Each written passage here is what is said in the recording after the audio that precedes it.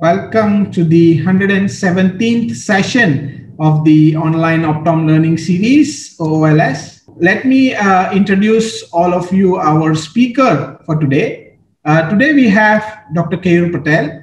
He is an award-winning optometrist who practices in the UK, and he is currently the clinical director at the Tompkins Knight and Son Optometrist. His special interests are in therapeutics, dry eye, sports vision, and contact lenses. And he also continues on a regular basis doing glaucoma days in the community clinic.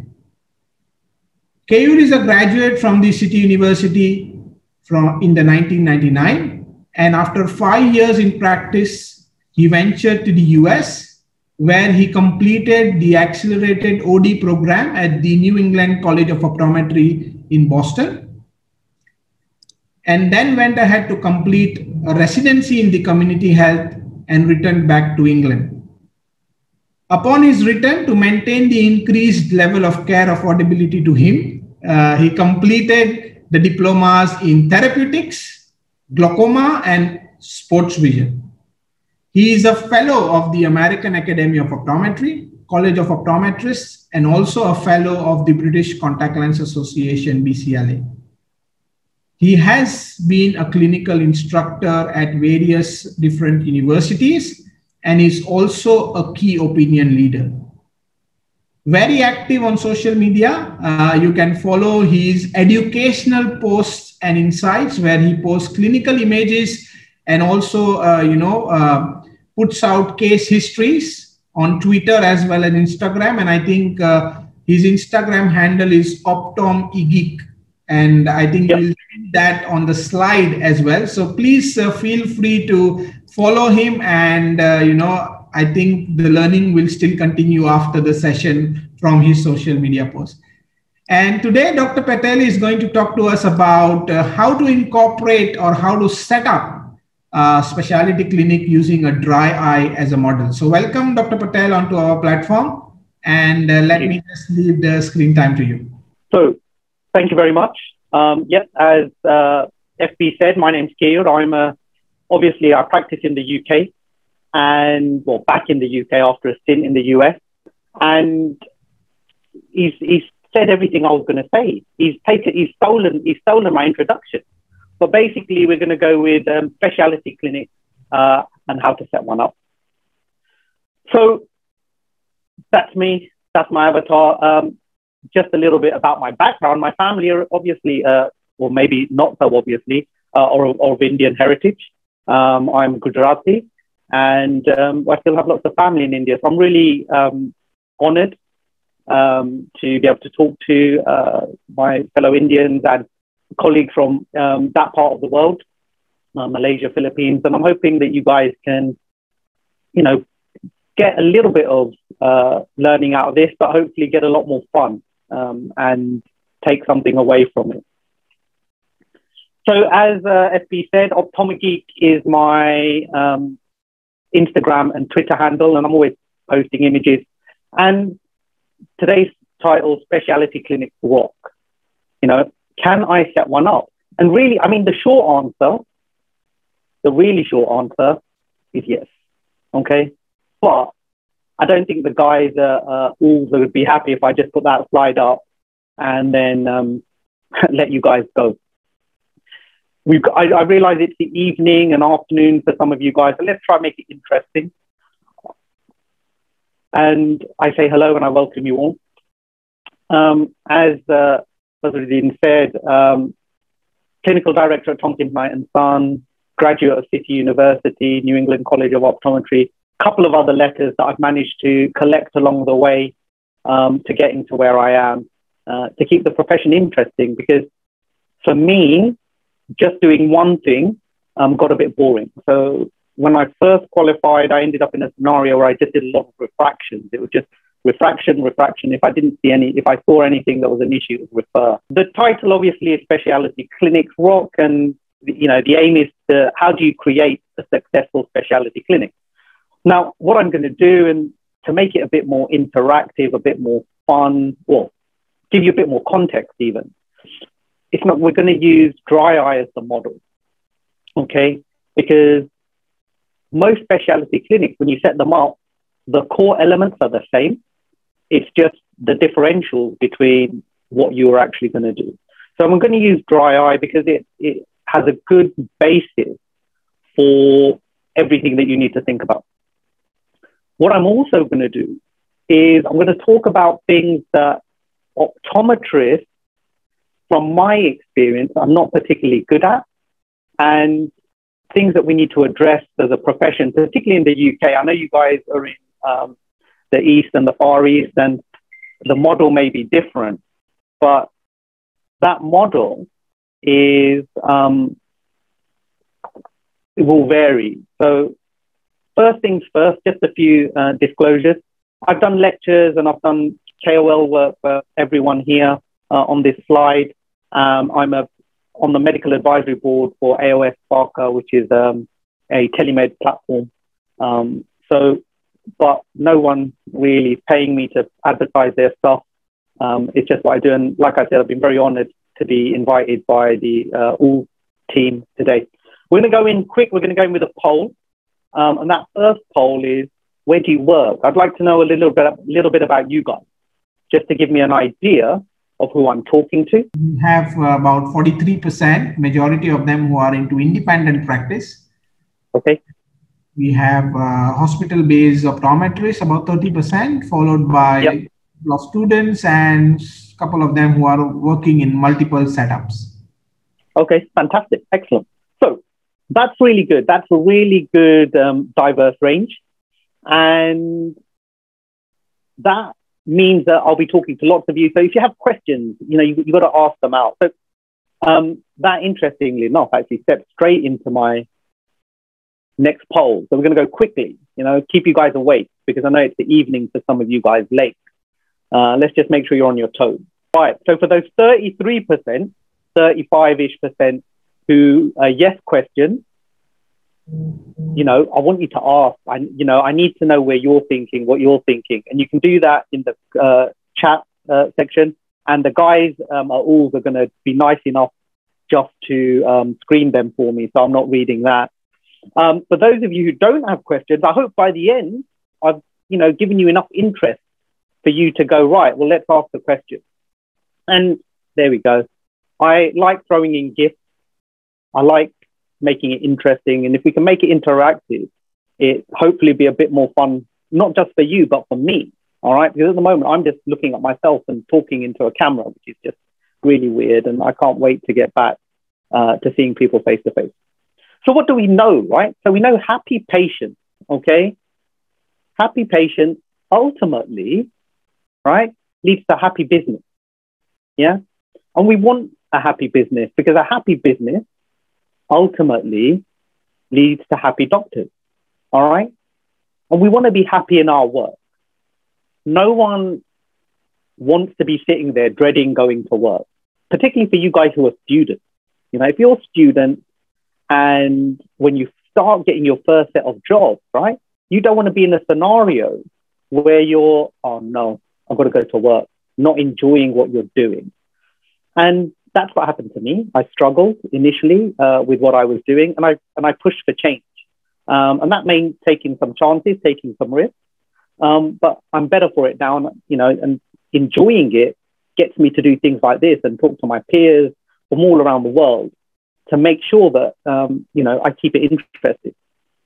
So we're going to go again, another poll, right? So we're going to go down to there and another quick one. And then I promise you, I will actually talk about something interesting rather than getting you guys to do all the work. So good. So, we should have good interaction. Okay. So for those of you who do not have a dry eye clinic, the question you want to think about is, what's stopping you? All right. Like I said, there are a couple of things that are pretty obvious, you will know, but there are a couple of other things that I'm going to talk about that's going to make you think about things optometry historically, in my experience, has not been very good at. So let's have a look. You guys are already gaining the knowledge, okay? You're taking your personal time to be here, all right? you'd be surprised. For a dry eye, for example, you probably already have most of the tools that you need to run a successful clinic. And you probably know most of the treatment. Okay. And so really the big issue, the really, really big issue, the big elephant in the room, as it were, which is a very English phrase to use, is money. Okay. And money always becomes an issue. So when I was at uni, and remember, I did it twice, I don't remember anyone teaching me about the financial side of optometry. Not really. You know, they taught us to be excellent clinicians. They taught us all the tests. They taught us what people needed and how we manage things. But no one said, how are they going to pay for this? All right. So that is a big elephant, and it's something that we need to address, and it's something that I like to address early. Okay. And so another question for you. Do you ever feel conflicted about asking for money to provide medical care? You know, we're medical professionals. We should be helping everyone, right? That's what you get taught at university, and that's how it works. But have you ever been in a scenario where you've just gone, I don't know, you know, it doesn't seem fair, and things like that? Yeah, majority of them actually think yes. They feel conflicted about asking money to provide medical care. About 70-30 is kind of the response as of now. Yeah. And that actually, for me, is really reassuring, because it tells me that you're in it really for the right ideas, which is to help people. Okay. I did that slide with another group of practitioners, and the response was not as significant as that. Okay. And so that actually got me thinking. I was like, right, so has anyone ever studied this? Has anyone ever thought about, you know, the financial aspect of it and how it impacts the practitioner? And I came across this really, really nice paper from 2006. And I found it on PubMed. And I don't often like to read my slides, okay, because it's boring. You guys can read, you know, you don't need me to read it, but this is really pertinent, okay, and it's really important. So I'm going to read it. Physicians are not called to a life of self-denial, poverty, and destitution, as others may be tempted to suggest. The service of patients and the honest reward from one's labor is not incompatible. And, you know, what is that saying? It's saying you can be a medic, you can be in the medical profession, and you should be able to earn a reasonable living, okay? We're not talking about you being poor, homeless, not being able to provide for your families so that you can help other people, even though other people may feel that you should be doing it for free, okay?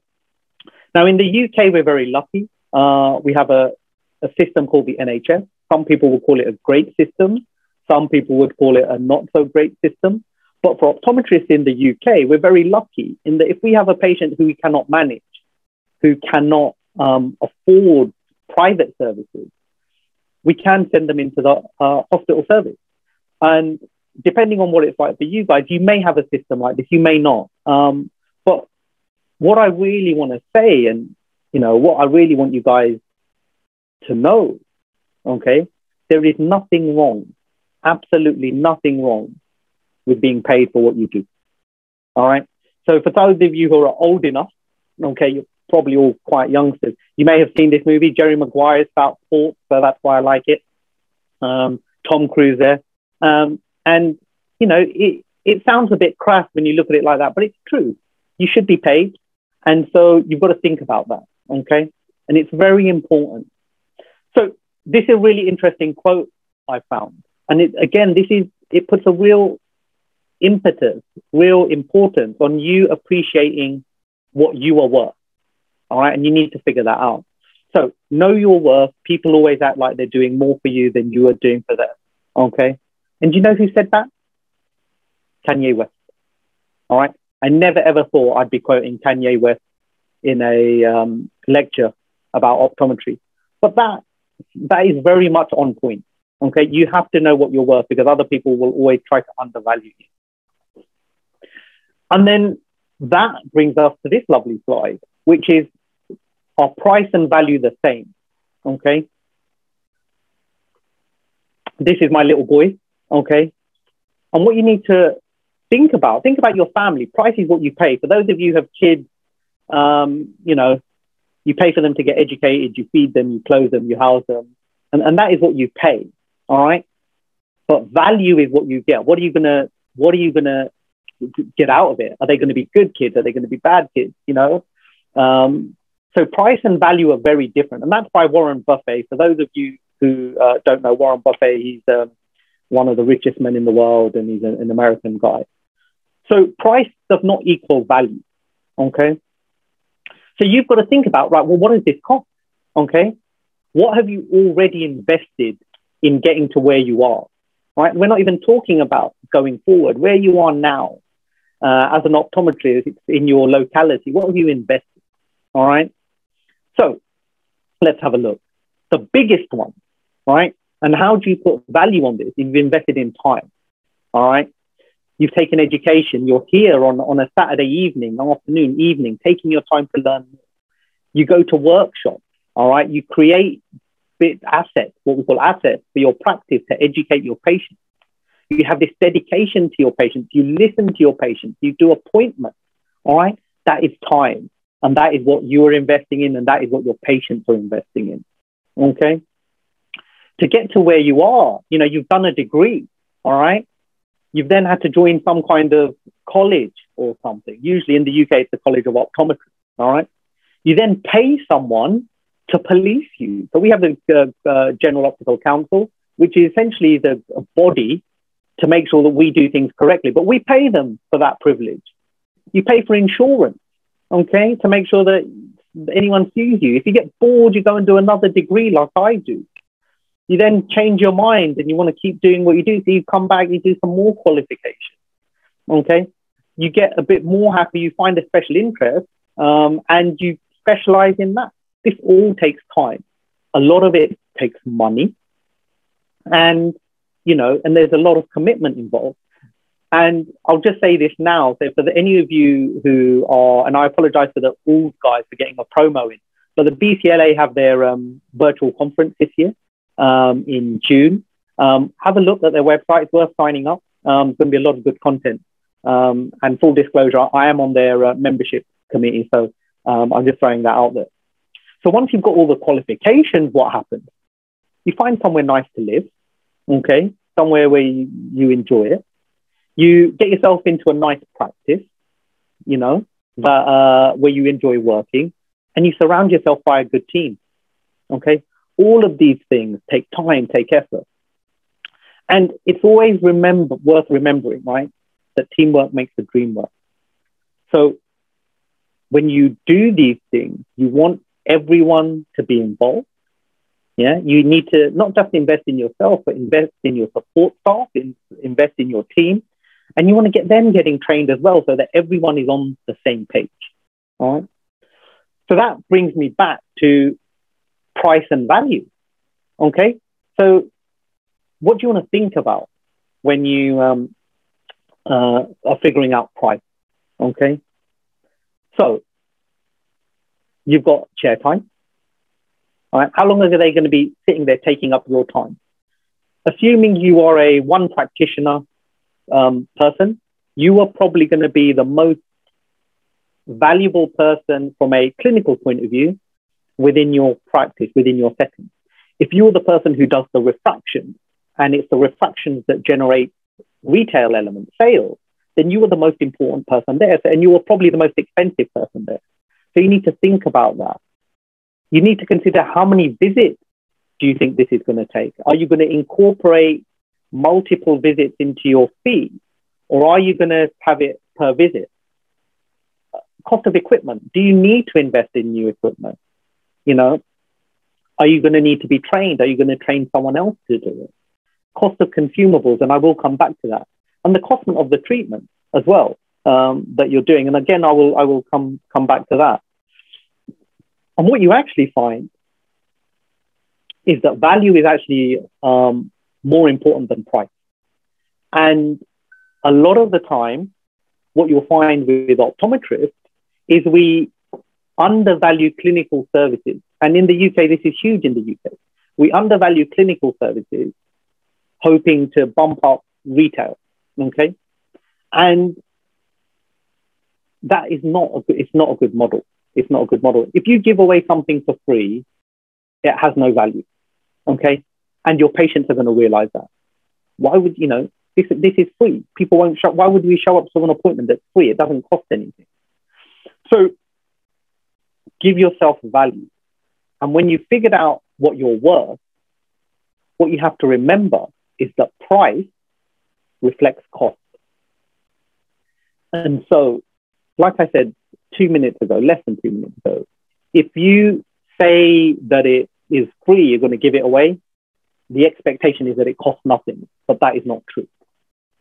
So that was the first big thing that I wanted to talk about. And I wanted to get it out of the way because talking about money is always awkward, right? No one enjoys talking about money, but you have to think about it, particularly if you are running a specialty clinic. So we're going to hit the next poll. And the next poll is, who has heard about TFOS Juice 2? This is probably one of the world-leading document areas in dry eye at the moment. And for those guys who have not heard of it, and even for those guys who have, it is an invaluable tool when we talk about things in dry eye. So it's like the gold standard of dry eye investigation and dry eye management. And there will be different areas and things. So if you, for example, you want to go into myopia management, there are some myopia management white papers that are amazing. They give you all of the data, so you're not having, it's all in one place. So with regards to Juice 2, this is the website, tfosjuicereport.org, and they have an app, and you can download it, and you can sit there and you can read through the multiple papers that go from everything from physiology, how it works, how to manage it. And these guys spent, I can't remember how long they spent a long time. And these are world leaders in dry eye management and education, created this fantastic resource. So you really want to take advantage of that. And if you take anything away from today, it's a screenshot of that slide, because it will give you a world of information. So if we do have a slight, but more people who haven't seen it than have, I'm just going to quickly go through their definition of dry eye. And their definition is dry eye is a multifactorial disease of the ocular surface characterized by loss of homeostasis and accompanied by ocular symptoms in which tear film instability, hyperosmolarity, ocular surface inflammation, and damage or neurosensory abnormalities play etiological role. So that's the definition, okay? And what TFOS did was they gave a uniform definition to dry eye for everyone to work from, so that we're all on the same page. And they created this lovely algorithm that shows you the best way to do your diagnosis, right? And what I like about it, and what works really well for the people who use it, is it gives uniformity, right? Uniformity and structure, not only to your diagnostics, but also in terms of how you do management, okay? So have a look at that. And I mean, we could spend an hour and a half just talking about TFOS Juice 2, just doing that. And I have done 3 lectures on it, all on the same thing. Not only do they give you how to diagnose it, they give you a good structure on how to manage it in terms of step by step. So stage 1 management is there. I've just put that up for you. Stage 2 management, stage 3, and stage 4. There's nothing to say that you can't go from stage 1 to stage 4. But if you have structure, it makes it easier to figure out what is working and what isn't working. And the only thing you might want to think about here is that, and why education is at the base, and why I put it in big letters, is because dry eye is chronic. Okay, you need to know what's going on. Dry eye is chronic and ongoing, unless it's iatrogenic, which means it's caused by something in particular. And so you need to educate your patients. If you cannot educate your patients, they will not understand it. And for dry eye, as an example, there isn't a magic pill. Okay, it involves homework. It involves patients looking after themselves. The nice thing about this is that I don't know, again, in terms of what scope of practice you guys have, depending on where you're based. But what I did was I broke this down into what we would call all-level optometry. So someone who's fresh out of university, to then someone who's got independent prescribing, so can do therapeutics, and then up to therapeutics, up to ophthalmology. But 13 of those treatment modalities out of 20, so over 50%, can be done by your regular optometrist who's just stepped out of university. And it's good to know that, right? So you're probably not far off from setting up a dry eye clinic already. Okay. So what do you need? Okay. You should, I would hope, all have one of these slit lamps. All right. It is a key to not just dry eye, but lots of management and diagnosis for what we do as clinical professionals. If you don't have one, they're about £5,000. I don't know, and I should have really, I feel bad that I didn't really do the research because it was such a wide area. I didn't want to, had no idea how to pick a pricing, but about £5,000. But if you've got one, that's it, it's there. No cost involved there, all right? So you're already set to go. Imaging, okay? So if you don't have one of these latest digital imagers, you can invest in a adapter for your phone, and about £20, if not cheaper, all right? And you can take some absolutely fantastic clinical images. And why is clinical imaging so important, all right? And there's really two main reasons. Education for the patient benefit, and record keeping, all right? It's a lot easier to keep an image than it is describing punctate stain. You may still have to do it, but if you've got an image, it's, in my mind, it's a lot easier. And something that I'll tell you, which is, it sounds a bit simple and you almost think, well, should I be doing that? But it's entertainment, okay? It gives a wow factor to your patients that they won't get from just listening to you talk about things that are essentially foreign to them, okay? We use the terms like blepharitis, conjunctivitis, Demodex. As you explain that to a patient, they're not gonna know. For them, that's all very foreign. If you show them a picture, they can relate. And you'd be really surprised at how many people actually don't do any imaging, right? And you'll do it and you'll show them and they'll be like, wow, okay? And it's huge. It really makes a big difference. So let's talk about the cost of consumables, okay?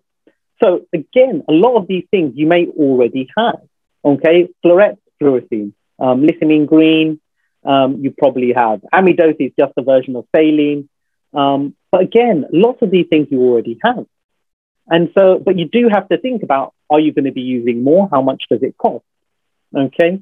When you're doing dry eye management, if you're going to do osmolarity, you're going to want things like Inflammadry, if that's available, and for MMP9 and then Tear Lab. Punctal plugs, are you going to fit those kind of things? How much is it going to cost you to keep them, to have them sitting there? In terms of advanced diagnostics, right? You're going to be sitting there and you're thinking, right, well, a slit lamp is about a digital slit lamp starting from about £6,000 to £8,000. Okay, just to get you if you want to really integrate it. If you want a topographer that does dry eye and things like that, from about 11,000, that's a K5. We have one of those. If you want to get a lab to do osmolarity, about £5,000 at the moment in the UK. And those MMP9 marker tests, a box of 20 is about £200. Okay, so these things you're gonna want to think about. But why would you want them, right? Things like this. I mean, I look at this and I'm like, oh, that looks really cool. And I wouldn't be surprised if, as you watch it, you look at it and think, oh, that's really cool. All right. From a patient's point of view, you can sit there, you can image everything, you put it all together, and the patient can see what they're getting, what their issues are, and why you're advising the treatment that you're treating. And that's it. That's the show. People are happy. They're like, wow. And that helps build faith. Okay. You'd be surprised at how many people if you can just take a little bit of time to explain things and show them things, it really, really makes a huge difference in how they interact. So you're going to think, okay, right. Kay has said, let's get some of this kit. You're going to go talk to your boss. You're going to talk to the finance guy. You're going to go, right, what are we going to get? There are so many tools out there. And what things do you want to consider when you buy any equipment? But for dry eye, any equipment, what do you want to think about? So, cost, cost is huge, right? And it's usually the big part of what you're doing. But when you think about cost, you don't just want to think about the unit. Once you have the unit, what about consumables? Things that they might need that you have to replace frequently. What about service agreements? All these kind of things you need to factor in, because if you're not factoring them in, you might get a bit stung later. All right. Footprint. How big is the unit? What does the unit do? If you have a small practice space and you decide to go for the biggest available, you might struggle. What will you do with other stuff? So footprint is really, really important. And, multifunctionality is great. If you can get one tool in one spot that does multiple things, it's fantastic. For those of you who watch Simpsons, all of these things going on, look how much space it's taking up. And if you get a tool that does, or a piece of equipment that does multiple things, that potentially opens you up to offering other services. So at Tompkins Knight & Son, historically, we were a contact lens practice. We have a world-leading director in contact lens management. And that's what really got us into dry eye, because we wanted to stop dropouts. We wanted our patients and we don't have bad dropouts, but we wanted even less. And so that then got us into think about ortho. And so the device that we have lets us do ortho case, lets us do scleral management, scleral lenses, lets us determine who's keratoconic before, so that they can be sent off. And that's a multi-use device. And there are devices now that will double up as for myopia management, so they'll do axial length. And there are lots of devices out there now. So have a good look. Remember, if you go from lots of devices from lots of different people, you're going to have multiple databases. So if you can find one person that kind of does it all reasonably priced, and you can get them all into one database, it makes a huge difference. It really does. Otherwise, someone's sitting there piling through lots and lots, just putting it data entry, which is not fun for anyone. Okay. So what can you do already? So this is house. So what can you do in-house already? All right. I've sat there and I've spoken about the equipment and what you can get. So this you guys will all have seen. I'm hoping you'll recognize that this is Demodex blepharitis. And, just give it a bit of a clean. Okay, we use something called Zocular, which is available in the States. But interestingly, the guy who invented it is, I want to say Vietnamese. He's a US ophthalmologist. And he came up with this concept, and I don't know how he came up with it. I don't know if someone in that area of the world can explain it to me. He found if you use the juice of okra, ladyfingers, that it will melt and clear up this stubborn blepharitis. So if anyone can tell me if there's an old wives' tale in that part of the world, because I'm really curious as to how he figured that out. Okay. And look at, nice and clean. You should be able to do that now. Okay. That doesn't take much investment. You can get things like BlephX and more recently Newlid, which is a device that actually people can buy for themselves after. And it's like an electric toothbrush, and it just rotates and you can clean the lid. But all you really need is one of these golf-shaped spud, okay? Just to scrape away at the lid lash margin, okay? So there you are. You're already able, whoever goes into work tomorrow, you can probably treat blepharitis, in-house management. In-house management, you then go, I can do it, and this takes this amount of my time. This will be a fee, okay? I put this in because it's just funny, all right? But you've got punctal plugs, okay?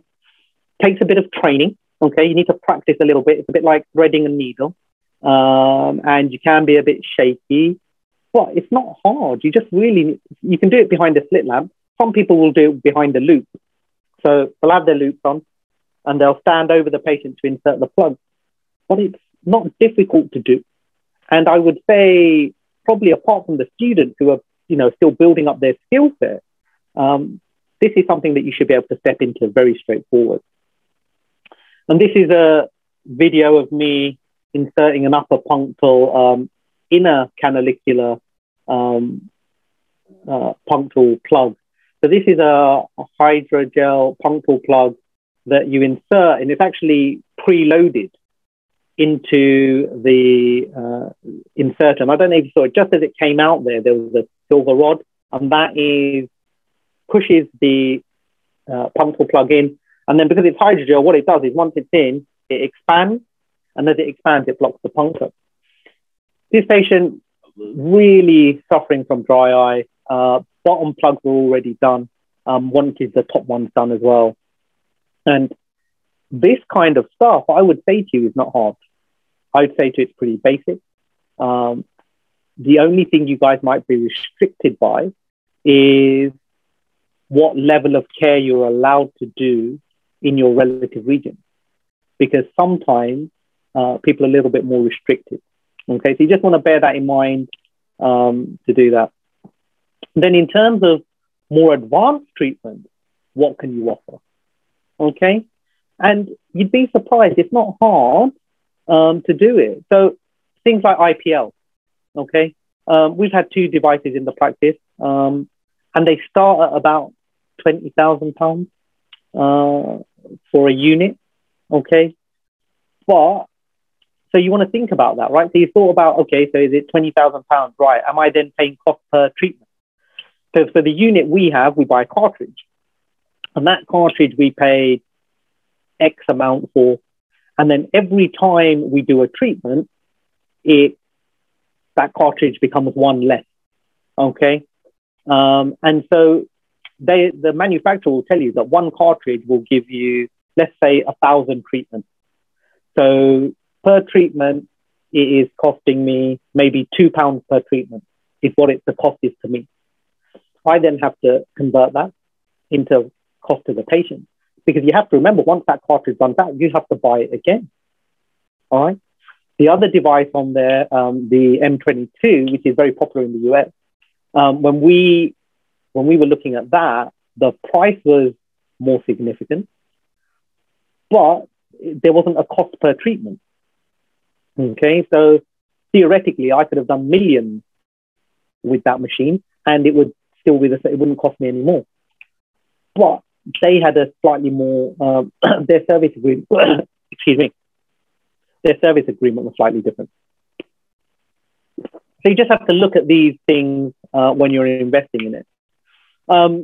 LipiFlow, for those of you who may know this, may not know this, this is essentially like milking a cow. You place the scleral shell onto the eye. The back of the scleral shell warms up the inner eyelid. Over the top, you warm up the front of the eye, and then it milks. Okay, and it helps meibomium expression, helps get out. But they're about 40 grand. The last one, I couldn't find anyone to give me an up-to-date price. But then the consumables, were quite expensive the last time I checked. And then this is a new device called iLux. I don't know much about this. Very popular in the US. Hoping to get it in the UK soon. But a handheld device. What you also have to think about is who's going to do these treatments. Right? You have to factor that into your cost. Like I said earlier, you guys are probably the most expensive people in your practice. You know, you're the one who are highest salary. And if you're doing those treatments, then who's doing the other work? You know, can you train your ancillary staff to do them? Because that leaves you free. Okay. How much will it cost to train them? You know, usually if you invest that level of money in kit, someone will come and train everyone for you. And they should be. They shouldn't just be delivering it and going, happy days. All right. Again, I don't know how it works where you guys are in your part of the world. So a lot of these items can be tax efficient. Okay, so you get yourself a good accountant and make it work. But if you can write them off in terms of getting money back, tax savings and things like that, do it. You know, it's really important. And then this leads to really, really important thing is about appointment time. Okay, you need to be able to look at your appointment times. You need to be able to adjust appointment times. And what I'm going to do is I'm going to launch the next poll, and then there's a question that just come up, and I'm going to answer that. I'm going to ask FB to launch the next poll, and that poll is who still uses a paper appointment. 50% still paper, 50% computer screens. Okay. Computer appointments is a lot easier with things like specialty clinics if you have a computerized system, in my experience. Because when someone calls your practice and says, oh, I need this appointment, all your staff member has to do is click a button, set what type of appointment it is, and the appointment time will change accordingly. All right. And this all comes with staff training. Your team should know that if you're doing a dry eye assessment, that appointment is, let's say, an hour, whereas your regular appointment is half an hour, 40 minutes. Okay. And so this takes this out of their thinking a little bit, and you guys can totally dictate what you do. So if you get the opportunity to go to computerized diaries, I would. I think it's great. It just means that everyone is on the same page. You don't end up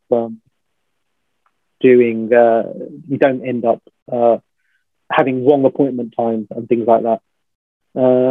Can decrease in reflex secretion cause dry eye?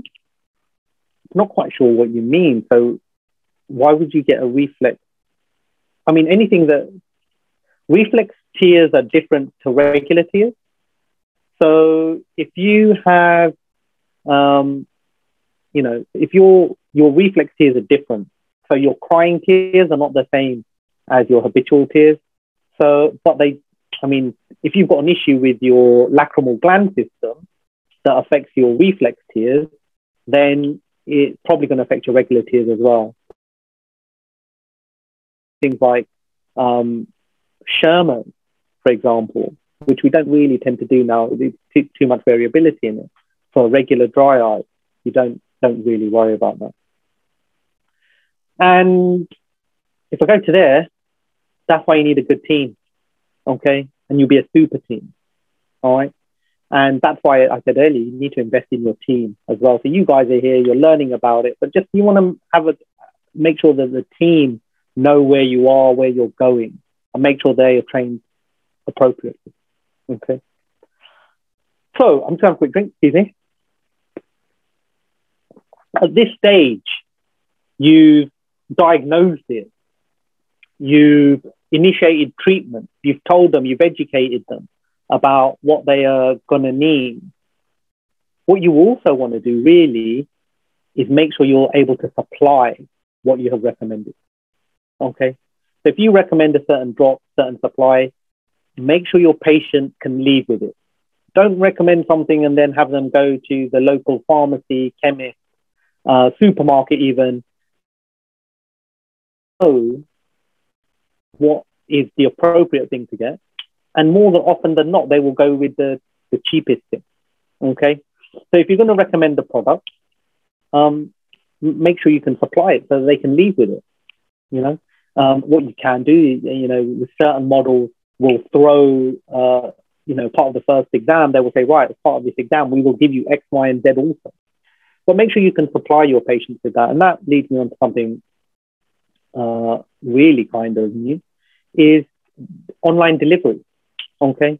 What we found with COVID in the UK, we were shut down and people still needed their drops, right? And they couldn't come to us and we couldn't. So we, you know, you want to instigate online delivery, okay, and have it, make it as easy for your patient as possible. These are one of these Amazon drones, okay. And again, depending on which region you are, if you have a supplier who does online delivery, they may be able to supplement that for you and run that for you. This is a slide pretty much for UK optometrists, and this is me. I get on my soapbox about getting therapeutics. Okay, and if you can get therapeutics, you will be able to do more clinical management. If you can't get therapeutics, okay, you need to build bridges. Okay, and the way you build bridges is you talk to your local ophthalmologists, your local doctors, GPs. Try and build bridges and educate them about what you can do and what you can offer, so that if they send their patients to you and you say this is what they need, they will supply the appropriate prescription for them. Again, it all varies from region to region depending on what you can buy. I've heard that in some countries you can buy steroids over the counter. If you can, great. In terms of you can access to your patient. Obviously, with things like steroids, there are other risks that you want to co-manage. But you know, build these bridges. You know, in the UK, dry eye is very much a region of speciality of the few, and not even many ophthalmologists really go into it heavily. So, you know, it gives you the opportunity to really find a niche for that. And then, you know, this is another, I like throwing in a good phrase every once in a while, you know, education is the passport to the future. Okay. So tomorrow belongs to these who prepare for today. And that's Malcolm X. And like I was saying earlier, BCLA, you know, if you're going to join, they do a dry eye and contact lens retention certificate, which is very good. And that will allow you to just get the basics in a more structured way if structure is what you prefer. But again, they have their conference later this year. And then there's peer review on continuing education. You know, these are the things you're going to have to do because TFOS 2 now is, I want to say, 5 or 6 years old. And it doesn't mean that the learning has stopped. You know, there's still more research going on. There's still new things to be learned. And for those of you who are on things like Facebook, there are great resources like OS Doc. I think when I took that screenshot, which is ages ago, they had, you know, over 6,000 members. And you can ask questions about how to manage what treatments people are using. And that's, you know, that's all over the world. All right, that's a worldwide community of accessible practitioners who want to share and who want to learn, which is, you know, it's a great resource, and you're going to keep doing that. So once you've done that now, you know, we've got the clinic set up and we're ready to go. We know that most of you can go into practice tomorrow and do most of these treatments. All right, it's only going to be small tweaks in terms of how you arrange things, maybe a little bit of staff education, making sure you've got a few of the basics to do, basic in-house management. And then I'm gonna lead on to something else that I don't think optometry is very good at, not in my experience. Okay, and that is self-promotion. All right, we don't do it very well. We're medical, and we shouldn't have to promote ourselves. People should just know who we are, but it's not true. You have to do it. You're going to run a specialty clinic, run it, and it's getting a lot easier. You don't have to have a huge budget. Okay, so these are growth of internet users by region. This is January 21. So for the region I think you guys are mainly in, you're looking at anywhere from 5 to 10%, 10%-ish growth of people who are able to use the internet. Okay, social media for that same period of time in that same region, you're up from 30% to 70% of people are using social media. And if you look at that there, you can just see the increase in what people are using. And so promote yourself, guys. You're here, you're learning about it. You're going to provide a clinic because everyone's going to leave here and everyone's going to arrive. If Keyur can do it, it can't be that hard. Look how easy it made it sound. It just takes a bit of time. So you've got to promote it. You've got to differentiate yourself from your colleague, competitor, two shops away, 2 practices away. Again, this is our practice. We have about 2,000 followers on various social media platforms. And it's nice just to keep it out there, all right? You want to get yourself a website, really. You want to be on the internet. You want to be accessible. You want people to be able to find you. And this is, I'm going to let this one out. So it's, there we are, second. We didn't pay for ours. Our top one's an ad, and they're not even near us. But you go to things like that, and you create websites, and it is easy to create a website nowadays. I mean, even I've got one where I talk about therapeutics. But what you want to think about when you're doing it is to get a good website and to get yourself up in Google, for example. You have to worry about things like SEO, which is site optimization and things like that. And when you get into things like that, you have to think about the language that you use, keywords and things like that. And sometimes it's easier to get someone in to do it, to really manage it properly, because it can be a full-time job just doing that, managing your website. And also, I love this because you know what? If it isn't bragging, if you can back it up, all right? Last year, COVID was an awful year for everyone. But from the practice point of view, we were contact lens practice of the year. And I was lucky enough to be optometrist of the year for the UK. But we shout about it. We tell everyone about it. And why shouldn't we? We achieved it. We put the effort in. And you should do that. You should let your patients know when you've achieved something great. Okay? You should let everyone know when you've achieved something great. I had a patient actually who found me on the internet purely because I'd won an award. All right? And she just chased me down, found the practice.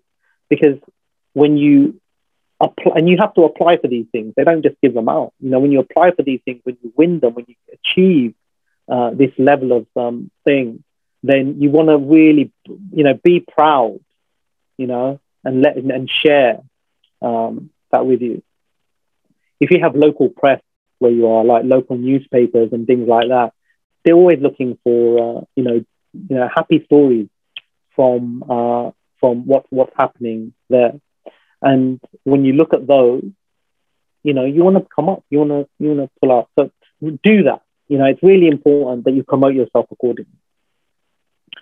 And then the last thing I don't know what it's like where you guys are, but the last thing that you guys, I think my mic just cut out.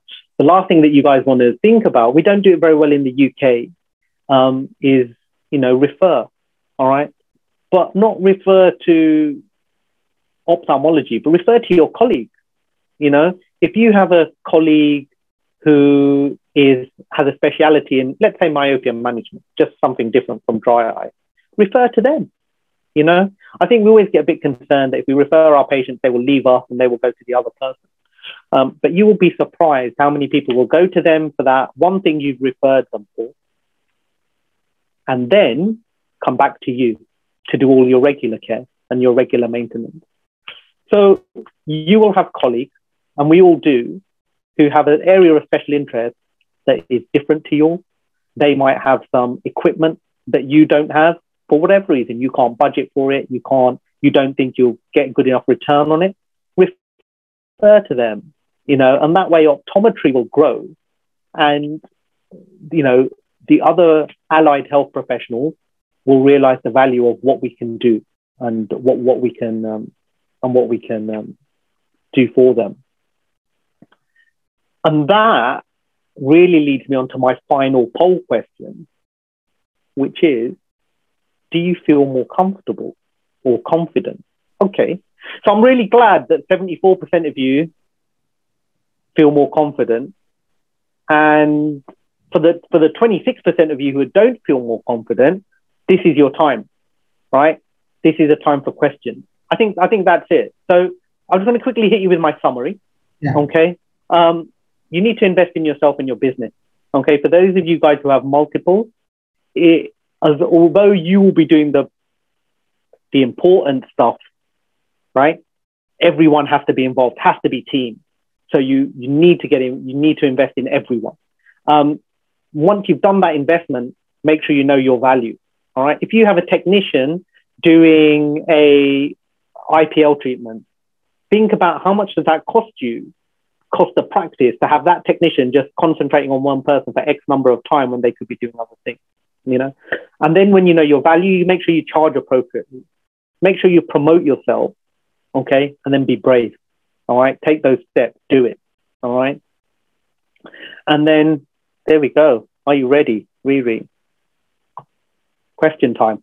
All right, great, Dr. Patel. Thank you so much for that very insightful information. I think a lot of key take-home messages, I would say, in this presentation, starting from building up what are the requirements to build up your dry eye practice, and then how you should go about promoting yourself. That's a really key take-home message, I would say.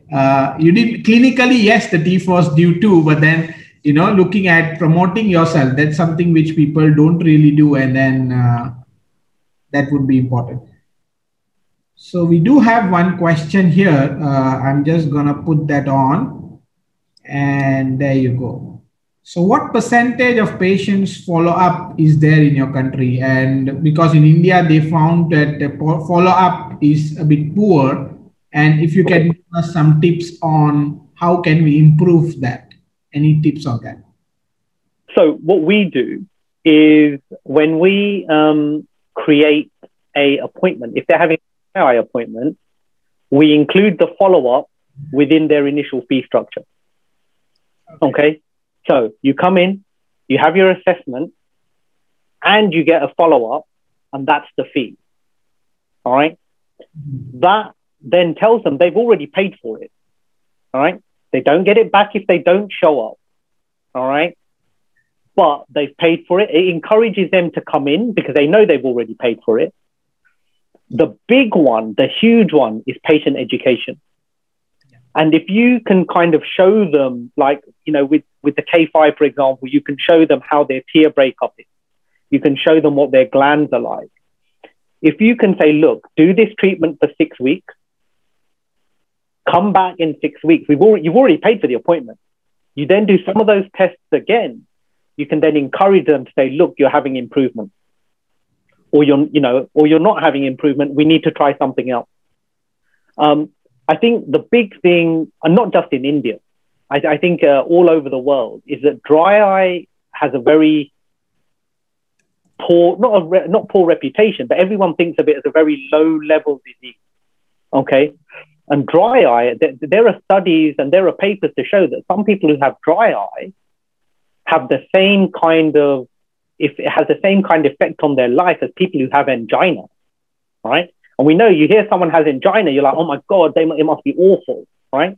But if someone says they have dry eye, everyone's like, oh, it's only dry eye, take some drops. But it's much more in depth than that. For some people, it can be debilitating. It can absolutely ruin their life. And so it's really important that you get the patient education in. And so when you take the pictures and you show them things, people are more invested in it because it's easier for them to understand. Yeah. So when I work in clinic, I will often get people say, I grew up in England, all right? So I'm predominantly, I can speak Gujarati, but I'm conversational Gujarati, right?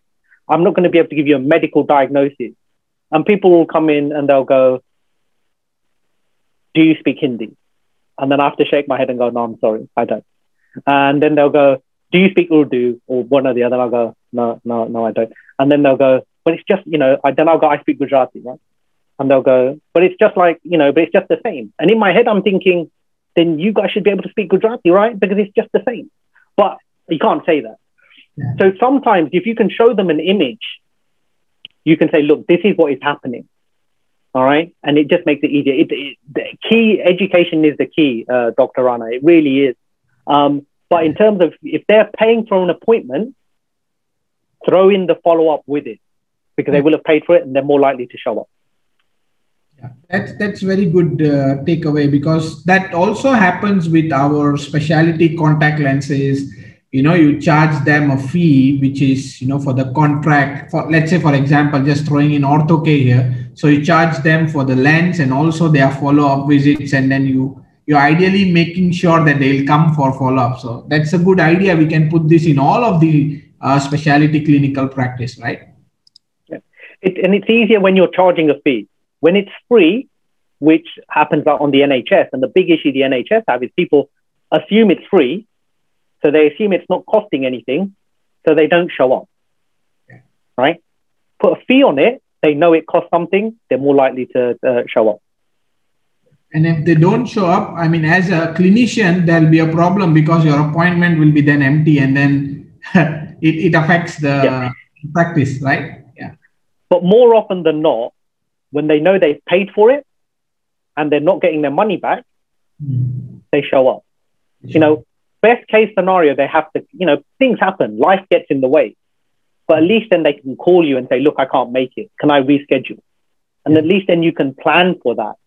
Because if someone doesn't show up, but they're not going to show up, you can do a lecture, do some studying, look on the internet, go have a coffee, whatever, rather than sitting there and waiting for them to, hoping that they'll show up.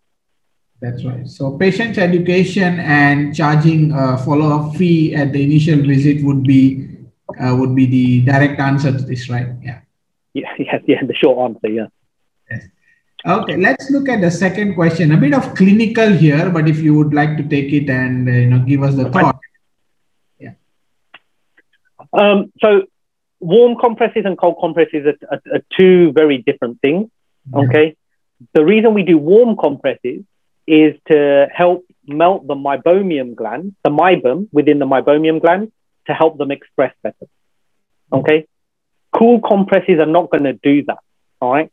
Cool compresses tend to be more for people who have itchy eyes, because what the cool is going to do is going to close down the blood vessels. All right. So you're getting vasoconstriction, which then reduces the spillage of inflammatory material from those blood vessels onto the eye. Okay. So if you have hay fever, allergy, and you put a cool compress on, what happens is the blood vessels close down, you get less spillage of the mast cells and things like that, and that helps you do it. So in terms of dry eye, you're not often doing cool compresses because you want the meibum, because you do warm compresses to improve the meibum secretion. So it's more warm compresses. Cool compress is more a comfort thing. If your eyes are feeling a bit uncomfortable or itchy, but you're not really going to get it you're not really going to manage your dry eye with cold compresses. Yeah, that's right. And just to add on this question, since we are talking about specialty clinics and you did talk about punctal plugs and getting into IPL treatments, I'm just curious how much of a percentage of your patients you advise artificial tears, because that's very normal. You see a low TBUT, people tend to prescribe artificial tears as just the management. So, yeah. So, I mean, if they need artificial tears, you give artificial tears. But the problem with artificial tears is a lot of people will give it without proper instructions. So there was a really interesting article by Jen, can't remember her last name, she's from New Zealand, and they just did a big study, right? So if you're prescribing artificial tears, patient needs to be using them at least 4 times a day. Right? Anything less than 4 times, and even if they're using them 4 times a day, they are not going to notice anything for about a month in terms of changes, in terms of scores, in terms of staining and things like that. And so again, it boils down to education. You need to say to your patient, look, here's the artificial tears, all right? But you have to use the artificial tears. It's like we will often get people to get an eye bag, all right, for doing warm compresses. And I'll see them the year after and I'll go, do you use your eye bag? No. Where is it? It's in the cupboard. Can't help you in the cupboard. You know, you have to use it. And so again, it boils down to education. Now, if you've got someone who's got mild dry eye, it's tough because they don't always feel it. If you've got someone who's got moderate to severe dry eye, they're going to be more inclined to do it. But ultimately, it boils down to education. You have to say to them, look, this study, you don't have to mention the study. Not very often the patient goes looking after a study. But you can say, look, this study is saying that you need to use it 4 times a day. If you don't use it 4 times a day, you're not going to get any real benefit. Mm-hmm. And so you just want to bear that in mind, really. All right. Okay. So just when we are talking about education, let me just put up the next question. Do you think of having some short presentation as a part of patient education definitely helps? This is for specialty lenses, but let's say overall specialty clinics. I think anything that you can create in multimedia format works really well, because different people respond to education in different ways. So I like pictures, and that's why my presentations have lots of images and GIFs and things like that, because for me, it makes it click. Other people like written instruction with references. So you just want to try and have multiple things if possible. You know, usually if you can get a key document, which you can then easily translate into different formats, that usually works quite well. But yeah, people are different. You just have to be prepared for different levels. And you know what? There's also no harm in using other people's formats, right? So if you know that there's a good, for example, for myopia, there's a great website called Myopia Profile, which is run by Kate and Paul Gifford in Australia. And if I want someone to look at myopia, why would I spend money creating something and spending my own money when I can say, go look at these guys' websites? It is awesome. It's for what they do, right? And admittedly, they're my friends, so I'm a little bit biased, but it's such a great website for myopia management. You know, take advantage of it. It's free to the patient. You know, they can look at it. They get all of the details. If you can find someone who has a great website, right, or already has that content, and they're happy for you to use it, take advantage of that. You know, and ask them if you can change it. Yes. Question 3. Yeah. Yeah. I've done that one. Yeah. Again, a clinical question. What can you recommend patients with leg ophthalmos to prevent dry eye? Any tips on that? Oh, it depends how bad the lag is, right? I mean, ultimately, the best thing is surgery, because that will just improve structure. For those who can't have surgery, things like ointment tend to be better because they have better contact time. You get better coverage. And taping lids at night is usually pretty good. It's just about keeping that structure. And the best thing is surgery. But for the mild lag ophthalmopathies, you can work your way through the drops. They all start pretty runny to very thick. You've got to find what works. Nighttime, even sometimes a sleep mask. You can get weighted sleep mask. Just forces the eyes shut. Just keeps them shut, so they get that coverage. Bandage contact lenses, depending on how bad it is. Scleral lenses, depending on how bad it is. But that question's a bit too broad. Sorry, I've given you lots of answers. It depends where they are in that lag ophthalmic journey, really. So that's right. Okay. And let's take this one last one before we can wind up.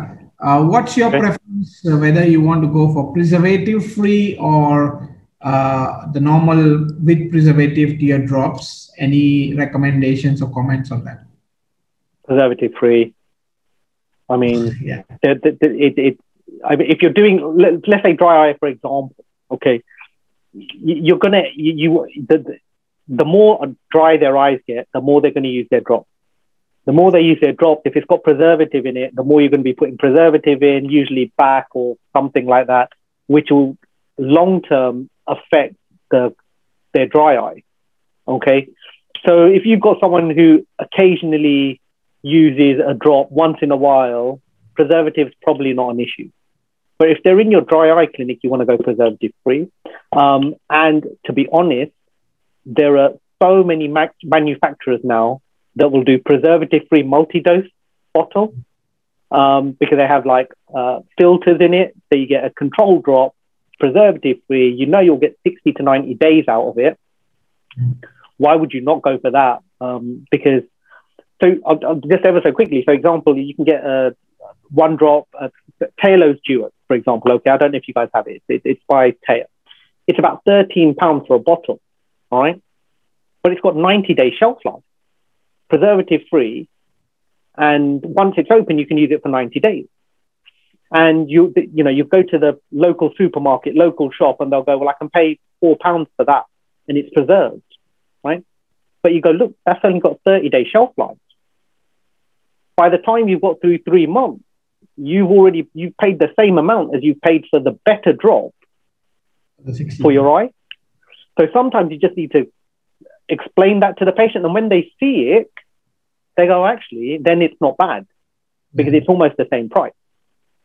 So you just want to just look at things like that, but preservative-free as much as possible because there are so many available now.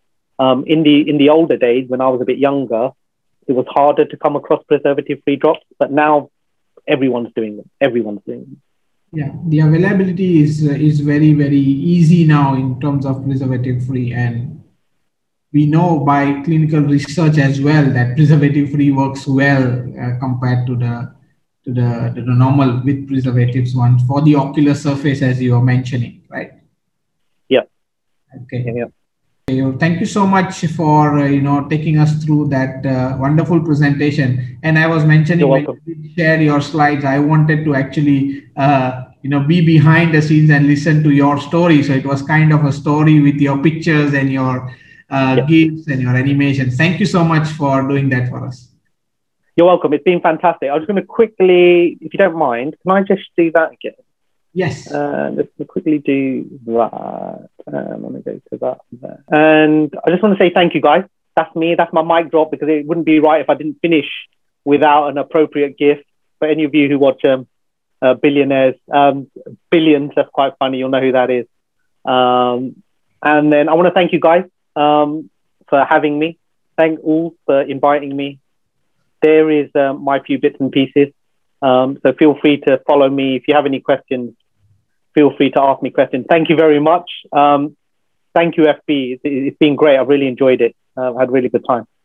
Most welcome. Thank you so much for giving us your afternoon time. We do have a session tomorrow. It's same time as today.